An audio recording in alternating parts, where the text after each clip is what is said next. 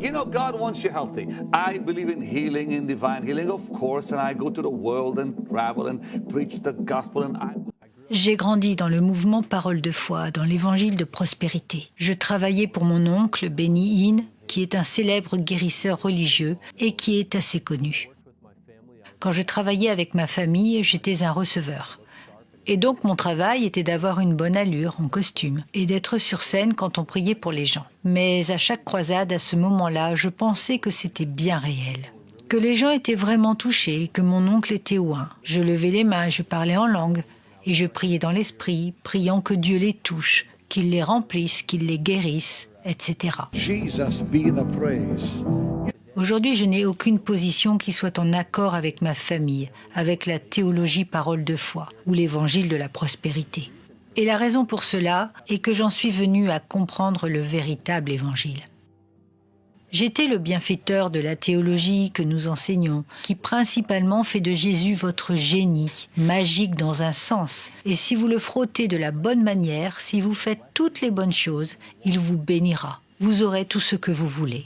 I view the Holy Spirit like the genie from Aladdin.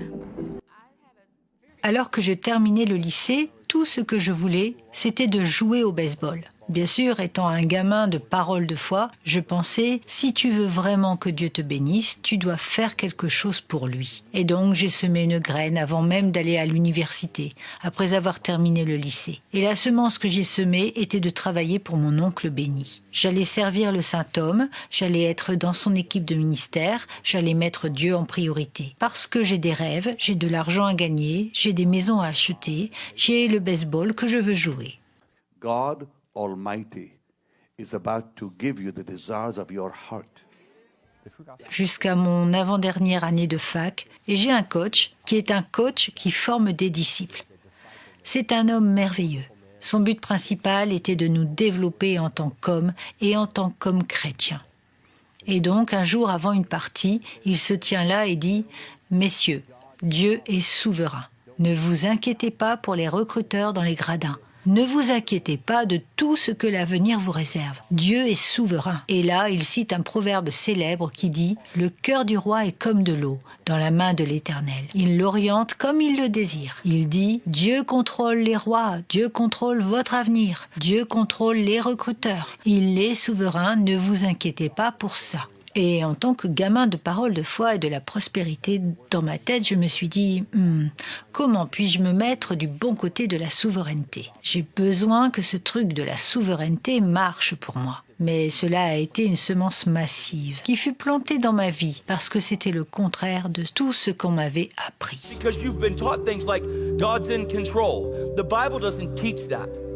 Mais c'était complètement biblique. Et rien de ce que je dise ou fasse allait changer cela. La raison pour laquelle les gens enseignent que c'est toujours la volonté de Dieu de guérir et que s'il ne le fait pas, c'est eux le problème, c'est parce que c'est une bonne manière de manipuler les gens. La théologie de la prospérité, c'est de l'argent.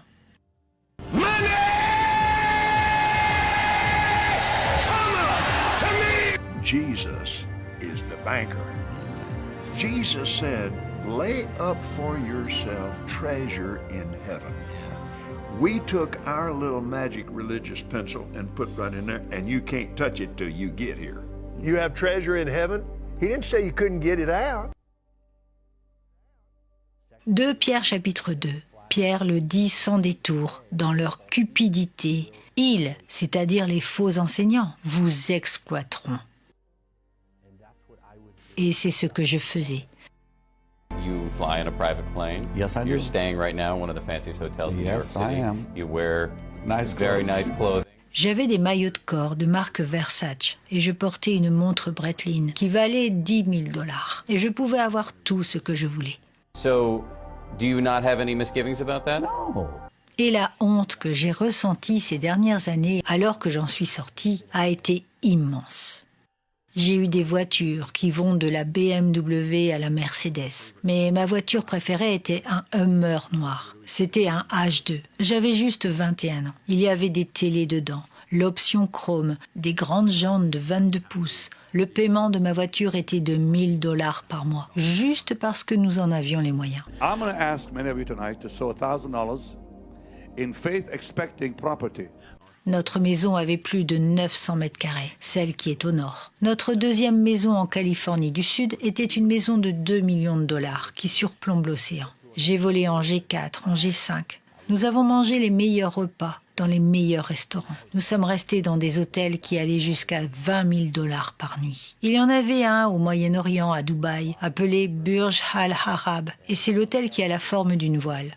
Nous avons été accueillis par 3 Bentley blanches qui nous y ont conduits. Chaque chambre est une suite. Nous sommes restés dans la suite royale. Il y avait de l'or partout et je n'oublierai jamais cette expérience. Un autre hôtel qui me revient en tête s'appelle le Great Resort Lagonici. C'est en Grèce. Et ironiquement, c'est sur la mer Égée. J'avais ma propre suite, j'avais ma propre piscine. Et je me tenais là tous les jours avec vue sur la mer Égée. Si vous connaissez votre Bible, Paul a navigué sur la mer Égée lors de plusieurs voyages missionnaires. Et me voici donc, enfant de la parole de foi et de la prospérité, à regarder là où Paul a fait naufrage, là où il est passé par littéralement le chaos et l'enfer sur terre, juste pour amener l'évangile aux gens. Prêchant le même Jésus, je pensais, que Paul. Au cœur de l'histoire de l'évangile de la prospérité, du mouvement Parole de foi, est cette doctrine appelée la doctrine des petits dieux. You don't have a God in you. You are one. You are God's little g. Ye is big G and you are little g. You're little g, God. La théologie du petit Dieu joue sur Genèse 1, 2 et 3. Si vous regardez la création et la chute, la description de l'homme comme étant à l'image de Dieu, dans une juste relation et communion avec Dieu dans le jardin. L'une des suppositions fondamentales, ou les prémices de la doctrine, si vous voulez, du mouvement de la parole de foi, est cette idée de trichromie, que les êtres humains sont fondamentalement en 3 dimensions dans leur nature, qu'ils ont une âme et un corps, mais qu'essentiellement les êtres humains sont des esprits. You are a spirit, you have a soul, and you live in a physical body. Et en tant qu'esprit, ils sont dans la même classe ou catégorie d'êtres que Dieu. God's reason for creating Adam was his desire to reproduce himself. Et comme Dieu, en tant qu'esprit, nous pouvons appeler à l'existence ce que nous disons. Nous faisons juste des confessions positives. Et ensuite, ces confessions positives se transformeront en réalité physique. So that's how powerful your words are. Your words have created power. Plus tard, après l'université, j'ai rencontré une fille qui est maintenant ma femme. Elle est aussi belle à l'intérieur qu'à l'extérieur. Elle vient d'un contexte très différent du mien. Elle n'était pas nécessairement issue du mouvement Parole de foi et de la prospérité. Et dans ma famille, quand je leur ai dit que j'avais rencontré une gentille fille, ils m'ont dit « Génial, nous aimerions bien la rencontrer. Est-elle remplie de l'esprit ?» Et j'ai dit « Oh non, ne faites pas ça. Oui, elle est remplie de l'esprit. » Parce que selon nos croyances et nos enseignements, une personne n'est pas remplie par le Saint-Esprit si elle n'est pas baptisée du Saint-Esprit et elle n'est probablement même pas sauvée, à moins qu'elle ne parle en langue comme preuve de sa conversion. Il y eut beaucoup de douleur à cette époque pour ma femme. Il y avait beaucoup de douleur pour moi parce que nous essayons de lui imposer une croyance et un système doctrinal qui n'était pas biblique.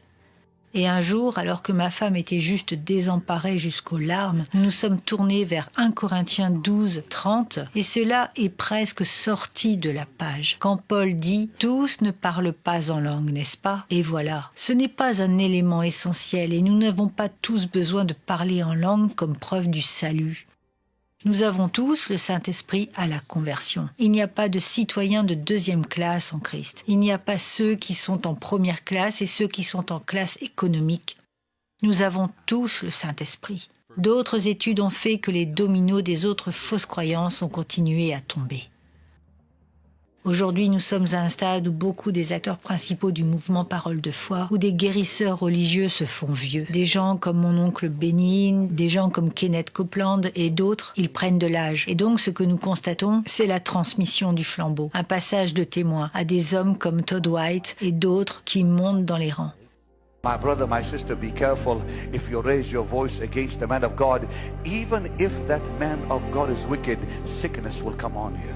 Tu parles contre eux, tu seras maudit. C'est ainsi qu'on avait été enseigné. Alors nous avons grandi avec beaucoup de crainte, ne jamais remettre en question la théologie, l'enseignement ou même le train de vie. Il présuppose que ces prédicateurs sont intouchables. If you touch servants of God, you will be judged severely. Qu'ils sont les oints du Seigneur. Et la Bible dit « Ne touchez pas à l'oint du Seigneur ». Et par toucher, ils comprennent que cela signifie « Vous ne contestez pas leurs opinions ». Don't mention people's names on your radio program and your TV program.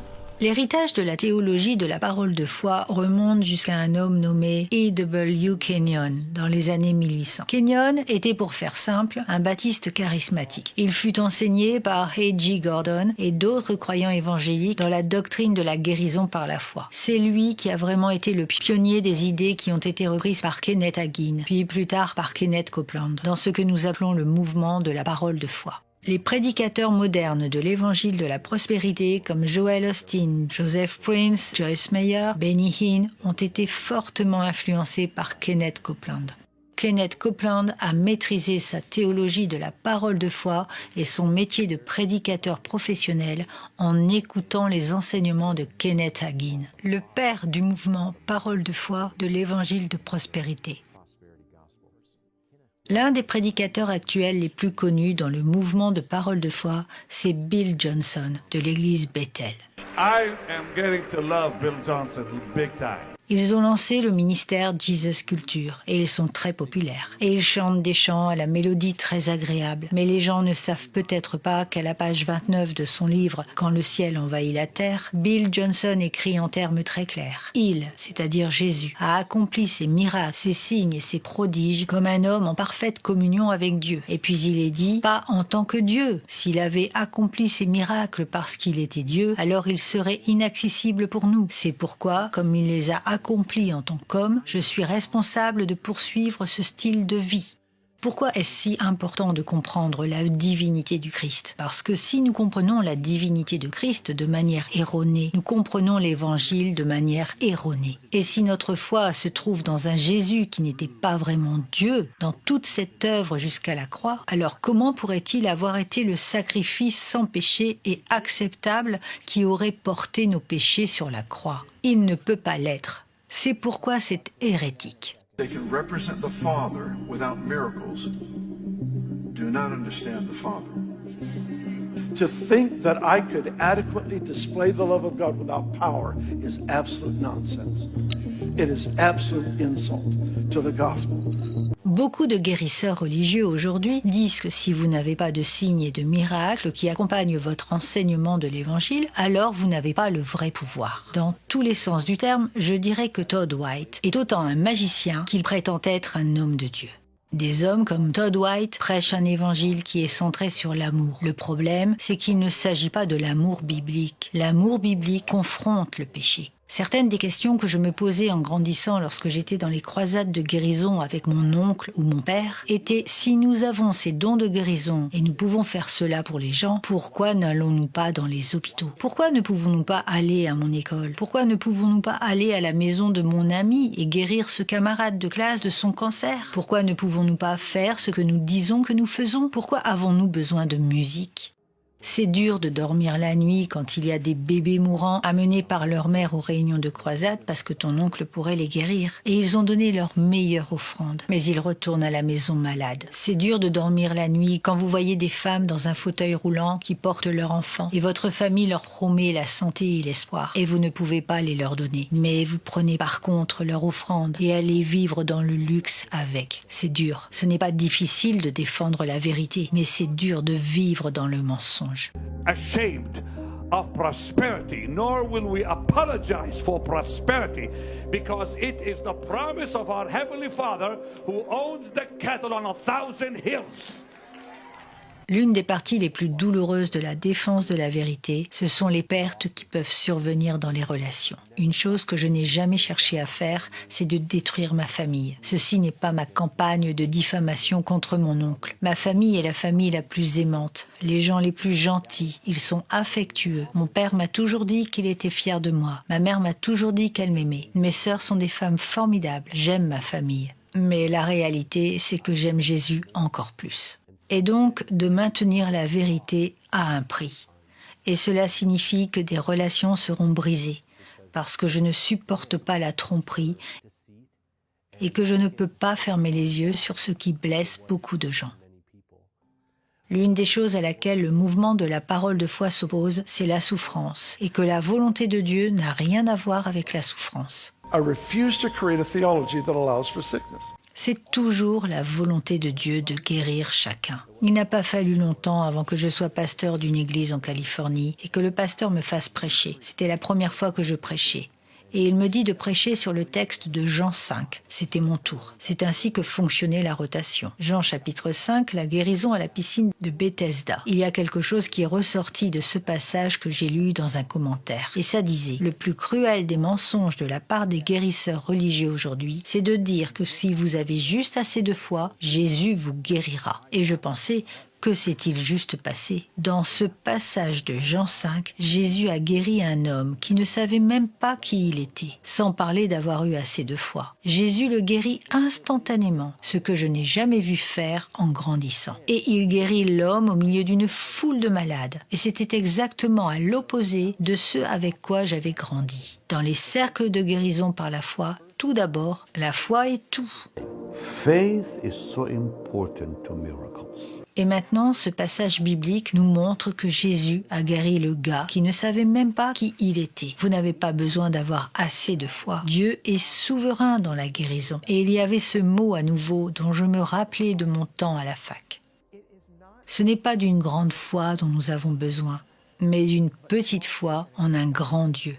Ceci a été l'expérience de ma conversion. Je ne voulais plus rien avoir à faire avec ce que j'avais enseigné, cru et même pensé. Je voulais seulement savoir ce que disait la Bible. Et donc je me suis complètement détournée de mon péché. Je me suis repentie de tout mon faux christianisme, pour tout ce que j'avais fait de mal à d'autres personnes, pour la façon dont j'avais abusé de mon christianisme. Et pour être honnête, j'ai apporté le blâme sur le nom de Jésus.